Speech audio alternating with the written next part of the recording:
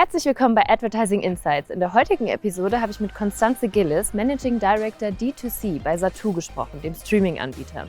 Und wir haben darüber gesprochen, wie Marken sich platzieren können und vor allem, was es für Veränderungen im aktuellen Markt gibt. Viel Spaß bei der Episode. Das Schöne an den digitalen Angeboten ist ja, dass das Feld, in dem man denken kann, ob man das jetzt so macht oder nicht, relativ breit ist.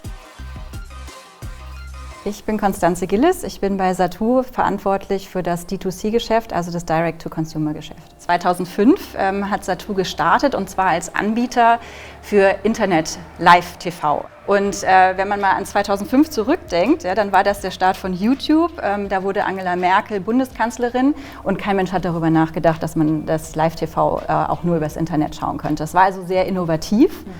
Und diese Innovation, die haben wir eben dann vorangetrieben über die Jahre und das als D2C und B2B-Geschäft ausgebaut. Wie siehst du die Entwicklung von Entertainment und die Anforderungen von KundInnen?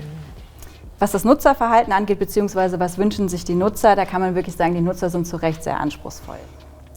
Um auf die Werbetreibenden zu kommen, auch die sind zu Recht sehr anspruchsvoll. Ja, da kann natürlich ein digitales Streaming-Produkt ganz andere Möglichkeiten bieten als zum Beispiel die herkömmlichen Verbreitungswege, weil wir unsere Nutzer sehr genau kennen.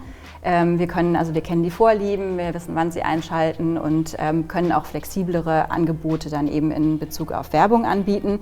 Zum Beispiel das Dynamic Ad Substitution Produkt, wo also ganze Werbeblöcke sehr zielgerichtet ausgetauscht werden können und man dann eben der Werbetreibende eben nicht mit der Gießkanne seinen Etat verteilt, sondern ganz gezielt auf die Zielgruppe, die das Produkt erreichen soll. Dadurch, dass wir ja registrierte Nutzer haben bzw. angemeldete und zahlende Nutzerinnen, wissen wir ja auch, wer vor dem Fernseher oder dem jeweiligen Device sitzt. Wir wissen es natürlich nicht namentlich und wir können auch nicht ins Wohnzimmer gucken, sondern das ist natürlich alles datenschutzrechtlich komplett safe, also anonymisiert. Aber wir wissen eben, welche Zielgruppen was bevorzugen und zu welchem Zeitpunkt sie einschalten. Und das hilft natürlich den Werbetreibenden sehr, entsprechend zu targeten und da können wir eben auch dann die richtigen Empfehlungen aussprechen, die deutlich passgenauer sind, als was du eben über die übliche Fernsehforschung sonst hinbekommen kannst. Lass uns mal Richtung Thema Monetarisierung und Brands und Screens gehen oder da auch bleiben. Veränderungen von TV. Wir gehen ja immer weiter weg vom linearen TV hin zu Live-Schaltungen auf mehreren Geräten und Devices, wie du es gerade gesagt hast. Wie siehst du das? Wie können Marken diesen Wandel für sich nutzen? Oder wie können Marken sich da weiterhin platzieren?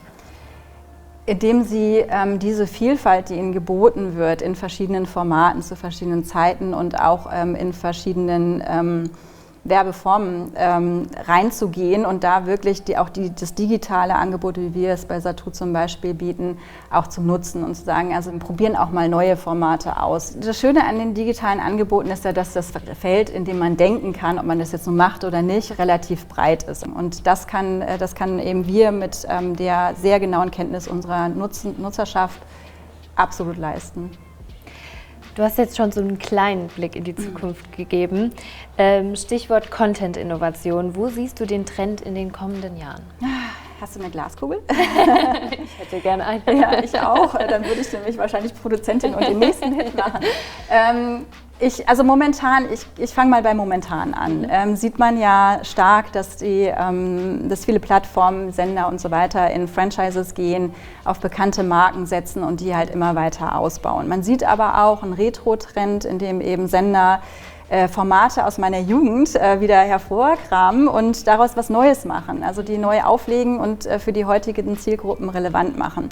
Ich finde, das ist eine ganz interessante Entwicklung. Ich glaube aber auch, dass sehr vieles von dem, was sich contentseitig entwickeln wird, auch viel mit externen Faktoren zu tun hat. Sei es jetzt eben Krisen, geopolitische Lage und so weiter. Was wollen die Nutzerinnen und Nutzer denn in dem Zusammenhang? Ist das jetzt mehr Information? Ist das vorhin genannte schon Eskapismus? Es wird immer alles von allem etwas sein. Ich denke, was wir bei Zattoo am besten können, das sind unsere Kernkompetenzen, ist das weiterzumachen, was wir schon machen, unseren Zuschauerinnen und Zuschauern das weiterzugeben, was die Sender eben produzieren, das möglichst leicht auffindbar, technisch unkomplex, zu jeder Zeit, wann sie das eben sehen wollen, auf jedem Device, auf dem sie es sehen wollen, ob jetzt nur an der Bushaltestelle oder eben zu Hause vor dem Fernseher, ob aufgenommen und später geschaut oder eben im On-Demand-Bereich. das alles zu vermitteln und das in einer sehr, sehr leichten Nutzbarkeit und damit sind wir gut aufgestellt und schauen da fröhlich in die Zukunft. Das klingt super spannend. Vielen Dank für die Einblicke. Wir verfolgen das Ganze mit und freuen uns, von euch noch weiterhin zu hören. Vielen Dank.